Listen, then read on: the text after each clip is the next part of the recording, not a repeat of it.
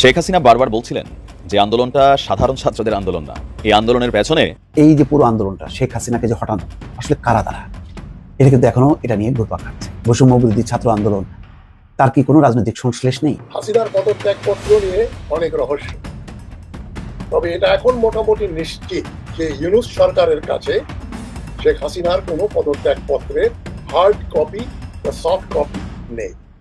New ইয়র্কে জাতিসংঘের সাধারণ অধিবেশনকে কেন্দ্র করে বিএনপি ও আওয়ামী লীগ পাল্টাপাল্টি কর্মসূচি ঘোষণা করায় পরিস্থিতি উত্তপ্ত হয়ে উঠেছে। বাংলাদেশের অন্তর্বর্তী সরকারের প্রধান উপদেষ্টা ডক্টর মোহাম্মদ ইউনূসের আগমনকে ঘিরে এই কর্মসূচিগুলোর আয়োজন করা হয়েছে। ভিডিওগুলো দেখেই বুঝতে পেরেছেন আজকের এই ভিডিওটি কতটুকু গুরুত্বপূর্ণ হতে চলেছে। তাই সবাইকে বলবো না টেনে একটু ধৈর্য ধরে সবগুলো ভিডিও আপনারা দেখবেন।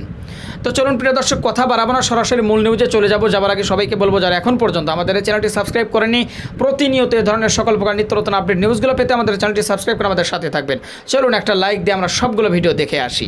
শেখ হাসিনা বারবার বলছিলেন যে আন্দোলনটা সাধারণ ছাত্রদের আন্দোলন না, এই আন্দোলনের পেছনে ভর করেছে বিএনপি এবং জামায়াত। আর তাদেরকে সাধারণ ছাত্রদেরকে ঢাল হিসেবে ব্যবহার করে, মানে ফ্রন্ট লাইনে দাঁড়া করাইয়া পেছনে তারাই আসলে সরকার পতনের নীল নকশা করছে। গোয়েন্দা তথ্যগুলো এমন ছিল, বাট ওই মুহূর্তে এই কথাগুলোতে হিতে বিপরীত হয়েছে, আন্দোলন বেগবান হয়েছে। কিন্তু আজকের দিনে এসে যেই তথ্যগুলো সামনে আসছে তার মানে কথাগুলো সত্যি ছিল। আর আজকে আমাদের প্রত্যেকটা রাজনৈতিক দল তারাও তাদের সংখ্যা প্রকাশ করছে, তাদের কতজন মারা গেছে, এই আন্দোলনকে তারা কে কীভাবে ভাইব্রেশন করেছে। আর এই যে পেছন থেকে কেন তারা খেলাটা খেললো, কারণ হচ্ছে সোজা হিসাব তাদেরকে ফ্রন্ট লাইনে কিন্তু আওয়ামী লীগ সরকার খেলতে দেয় নাই। তারা মিটিং মিছিল করতে পারে নাই, দুজন দাড়িওয়ালা মানুষ একসাথে বসে এক কাপ চা খেলে সরকার কিন্তু ধরে নিয়ে গেছে, পাঁচজন বোরকলা মহিলা এক জায়গায় বসলে শিবির সন্দেহে তুলে নিয়ে গেছে। সো সাউ এটি হচ্ছে রাজনীতি। যখন আপনি সোজা লাইনে হাঁটতে দিবেন না, মানুষ কিন্তু হাঁটবে, তবে সেই লাইনটা হবে বাঁকা। আর সেই বাঁকা লাইনেই জামাতের নেতৃত্বে, তার মানে বোঝা যাচ্ছে কি আজকে সমন্বয়করা যে বিবৃতি দিয়েছেন বা আমরা যাদের এখন একে একে পরিচয় পাচ্ছি, তাহলে বোঝা যাচ্ছে যে টোটাল আন্দোলনের মাস্টার মাইন্ড ছিল বাংলাদেশ জামায়াত ইসলামীর যে ছাত্র সংগঠন আছে, ছাত্র শিবির। ছাত্র দলের ভূমিকার কথা আমরা এখনো শুনতে পাচ্ছি না, তবে সাধারণ ছাত্রদের মধ্যে তারা অবস্থান নিয়েছিল, কিন্তু পরিচালনা টোটালি মাস্টার প্ল্যান যেটা ছিল 9 দফা, যেটা থেকে ঠাস করে আবার 1 দফায় নাম ছিল, এই প্ল্যানটা কিভাবে হয়েছে। একজন সমন্বয়কের ছবি ভাইরাল হয়েছে, সায়েম সাদিক, হ্যাঁ সবাই দেখেছেন। তিনি দাবি করা হচ্ছে যে তিনি ঢাকা ইউনিভার্সিটির ছাত্র শিবিরের সভাপতি।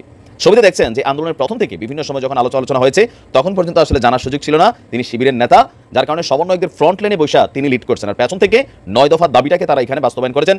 শিবির সেক্রেটারির সাথে আলোচনা করেই 9 দফা দাবি তৈরি করা হয়েছে। আর এই তথ্যকে দিয়েছে খুবই গুরুত্বপূর্ণ একজন সমন্বয়ক, যিনি আব্দুল কাদের।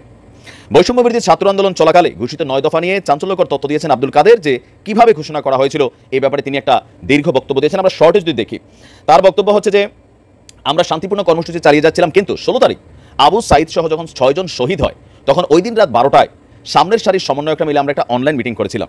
মিটিংয়ে প্রথম এজেন্ডায় ছিল যে 6 জন শহীদ হলেন, এই 6টা লাশের বিনিময়ে শুধু কোটা সংস্কার কিনা।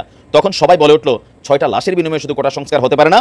পরবর্তীতে দীর্ঘক্ষণ আলাপ হলো, তখন সেখানে নানান দাবি দাওয়া উঠে আসলো।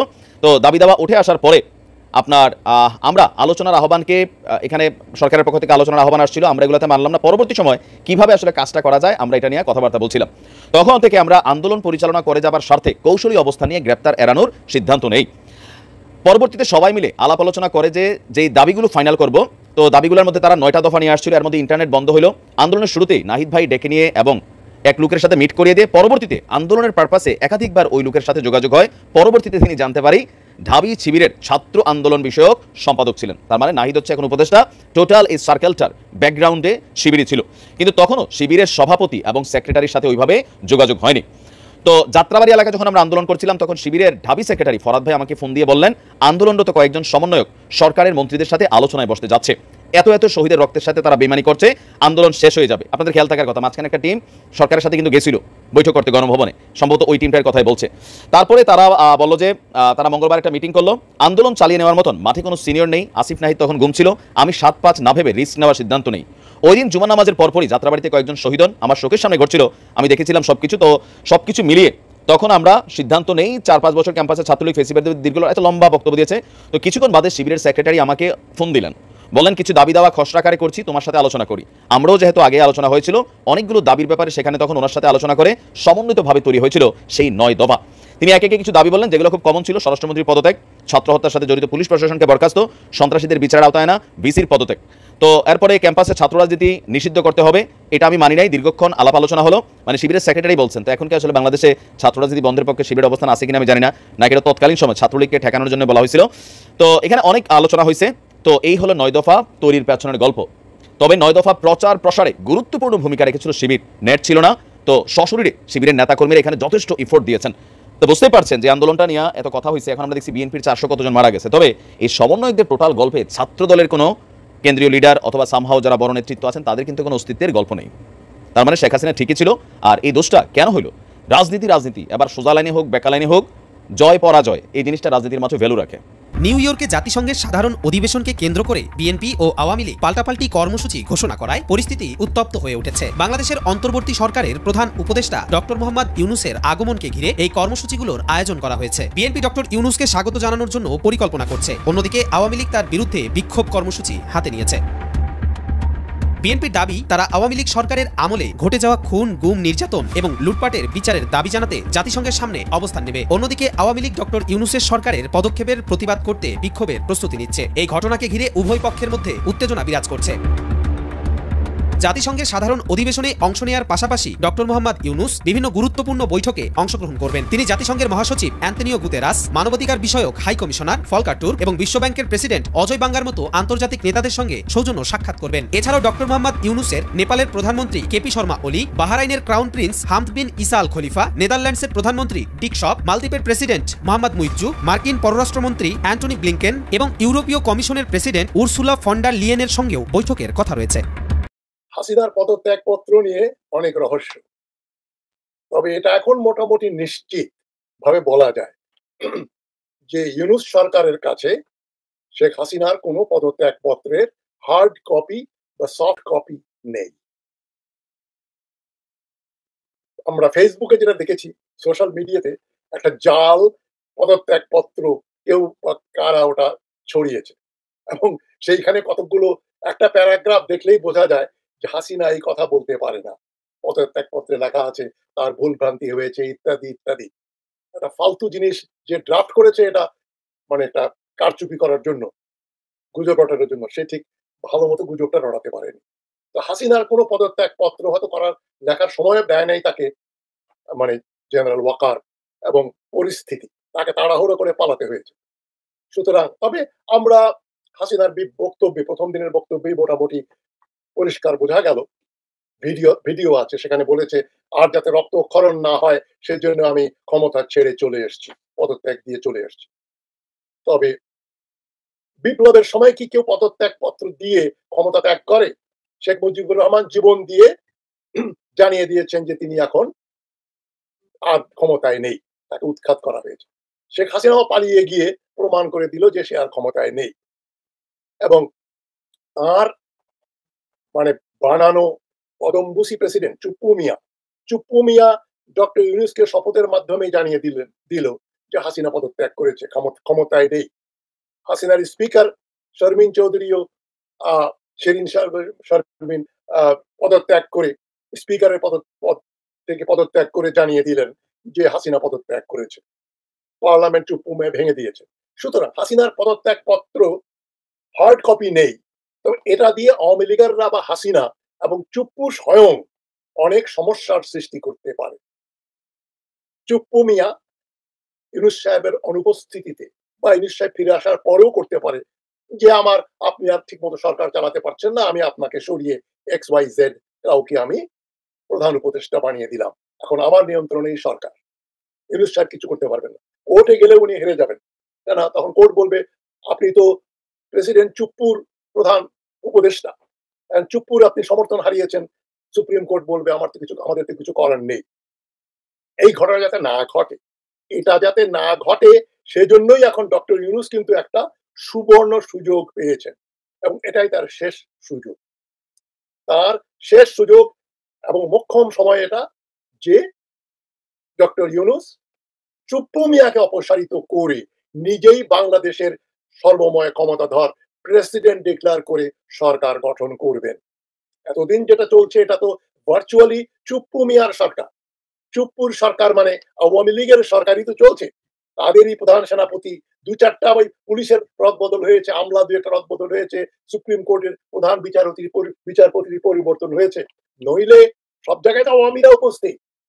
পুলিশ বিভাগ, আমলাতন্ত্র সর্বত্র, কেরানির থেকে শুরু করে সেক্রেটারি সবই তো আওয়ামী লীগের। গোপালগঞ্জই নাহলে আওয়ামী। সেটা ডক্টর ইউনূস সরানের প্রয়োজনীয়তাও বোধ করলেন না। অবাক হয়ে যায়, অবাক পৃথিবী, অবাক করলে তুমি, কেমন করে এটা সম্ভব? তবে ডক্টর ইউনূস সাহেবের আমি যা দেখলাম এই 5 সপ্তাহে, উনি সবকিছু ধরে নেন, যে এটা ধরে নিচ্ছি, সে তো আপত্তি করবে না। যেটা Mohsin Rashid, advocate Mohsin Rashid face the people, এই যে সাইফুর রহমান সাগরের অনুষ্ঠানে বলেছেন যে ডক্টর ইউনূস যে একটা 6জন বা 7জনকে বিভিন্ন কমিটি করে তার প্রধান বানিয়েছিলেন, তাদের একজন রিটায়ার্ড বিচারপতি। সেই বিচারপতি নাকি বলেছেন যে আমি তো খবরের কাগজে আমার নাম দেখলাম যে আমি বিচার বিভাগের সংস্কারের একজন চেয়ারম্যান আমি নিজে। ভারতের কেন্দ্রীয় স্বরাষ্ট্রমন্ত্রী অমিত শাহ এমন একটা মন্তব্য করেছে, যেই মন্তব্যকে কেন্দ্র করে গোটা বাংলাদেশ এখন আলোচনা সমালোচনা হচ্ছে তাকে নিয়ে। প্রিয় দর্শক, মন্তব্যটা করেছিল হলো, বাংলাদেশের কোনো নাগরিক যদি ভারতে অনুপ্রবেশ করতে চায় তাহলে তাদেরকে ধরে উল্টো করে ঝুলিয়ে, অর্থাৎ পা উপর দিকে মাথা নিচ দিকে দিয়ে তাদের পাছার উপরে পেটানো হবে, এমন একটা মন্তব্য করেছিল ভারতের স্বরাষ্ট্রমন্ত্রী অমিত শাহ। তো এই কথা যদি সে বলে, ভারতের মানুষ তো আসলে বাংলাদেশের মানুষটা আসলে চুপ থাকবে না। চুপ থাকার কি কথা বলেন তো? এই যেই কথাটা বলেছে, এই কথাটা শোনার পরে বাংলাদেশের মানুষের কি চুপ থাকা ভালো? চুপ থাকলে তো বোঝা যাবে বাংলাদেশের মানুষ কাপুরুষ। অবশেষে বাংলাদেশ থেকে কড়া জবাব দিয়েছে অমিত শাহর বক্তব্যকে কেন্দ্র করে। চলুন সেটাই আপনাদেরকে একটু বিস্তারিত জানাই। তো সবাইকে বলবো একটু ধৈর্য সহকারে ভিডিওটি দেখবেন আর ভিডিওটি প্রচুর পরিমাণে শেয়ার করে দেবেন। আমাদের পেজ নাসির অফিসিয়ালে নতুন হলে ফলো করবেন। চলুন একটা লাইক দিয়ে মূল নিউজে চলে যাই। অমিত শাহর বক্তব্যের কড়া প্রতিবাদ জানালো বাংলাদেশ। ভারতের কেন্দ্রীয় স্বরাষ্ট্রমন্ত্রী অমিত শাহের সাম্প্রতিক ভারতের ঝাড়খণ্ড সফরের সময় বাংলাদেশি নাগরিকদের সম্পর্কে দেওয়া বাংলাদেশি অনুপ্রবেশকারীদের উল্টো করে ঝুলিয়ে সোজা করা হবে, এই বক্তব্যের তীব্র প্রতিবাদ জানিয়েছে বাংলাদেশ। সোমবার 23শে সেপ্টেম্বর ঢাকায় ভারতের ডেপুটি হাই কমিশনারের কাছে হস্তান্তর করা প্রতিবাদ নোটে কথা জানায় পররাষ্ট্র মন্ত্রণালয়। গণমাধ্যমে পাঠানো এক সংবাদ বিজ্ঞপ্তিতে পররাষ্ট্র মন্ত্রণালয়ে জানায়, সম্প্রতি ভারতের ঝাড়খণ্ড সফরে গিয়ে ভারতের কেন্দ্রীয় স্বরাষ্ট্রমন্ত্রী অমিত শাহ বাংলাদেশি নাগরিকদেরকে নিয়ে অত্যন্ত অশোভন মন্তব্য করেছেন। তার এমন বক্তব্যের তীব্র প্রতিবাদ জানায় বাংলাদেশ। এতে বলা হয়, ভারতের কেন্দ্রীয় স্বরাষ্ট্রমন্ত্রীর বক্তব্য নিয়ে বাংলাদেশে অসন্তোষ প্রকাশ করেছে। একই সঙ্গে ভারত সরকারকে রাজনৈতিক নেতাদের এ ধরনের আপত্তিকর ও অগ্রহণযোগ্য কাজ করা থেকে বিরত থাকার আহ্বান জানানো হয়েছে। বিজ্ঞপ্তিতে উল্লেখ করা হয়, প্রতিবেশী দেশের নাগরিকদের বিরুদ্ধে দায়িত্বশীল অবস্থান থেকে আসা এই ধরনের মন্তব্য দুটি বন্ধুত্বপূর্ণ দেশের মধ্যে পারস্পরিক শ্রদ্ধা বোঝাপড়ার মনোভাবকে ক্ষুণ্ণ করে। এর আগে এতে বলা হয়, ভারতের কেন্দ্রীয় স্বরাষ্ট্রমন্ত্রীর বক্তব্য নিয়ে বাংলাদেশ অসন্তোষ প্রকাশ করেছে। একই সঙ্গে ভারত সরকারকে রাজনৈতিক নেতাদের এ ধরনের আপত্তিকর অগ্রহণযোগ্য কাজ করা থেকে বিরত থাকার আহ্বান জানানো হয়েছে। বিজ্ঞপ্তিতে উল্লেখ করা হয়, প্রতিবেশী দেশের নাগরিকের সিদ্ধান্ত দায়িত্বশীল অবস্থান থেকে আসা এই ধরনের মন্তব্য দুটি বন্ধুত্বপূর্ণ দেশের মধ্যে পারস্পরিক শ্রদ্ধা ও বোঝাপড়ার মনোভাবকে ক্ষুণ্ণ করে। এর আগে গত শুক্রবার ভারতের পূর্বাঞ্চলীয় রাজ্য ঝাড়খণ্ডে এক নির্বাচনী সমাবেশে কেন্দ্রীয় স্বরাষ্ট্রমন্ত্রী অমিত শাহ বাংলাদেশি অবৈধ অনুপ্রবেশকারীদের উল্টো করে ঝুলিয়ে সোজা করবেন বলে হুমকি দেন। তিনি বলেন, ঝাড়খণ্ড বিজেপি সরকার গঠন। প্রিয় দর্শক শ্রোতা, যে ভিডিওগুলো নিয়ে আজকে আপনাদের সম্মুখে হাজির হয়েছিলাম, সেই ভিডিওগুলো কিন্তু ইতিমধ্যেই আপনারা দেখে ফেলেছেন এবং সকলের কথাগুলো শুনে ফেলেছেন। তো অবশ্যই এবার আপনাদের মূল্যবান মতামত জানানোর পালা। আপনাদের কি মনে হয়, কি জানলেন বুঝলেন এই ভিডিও থেকে, সেটা অবশ্যই এখন আপনারা এই ভিডিওর কমেন্ট বক্সে আপনাদের মূল্যবান মতামত জানিয়ে দিন।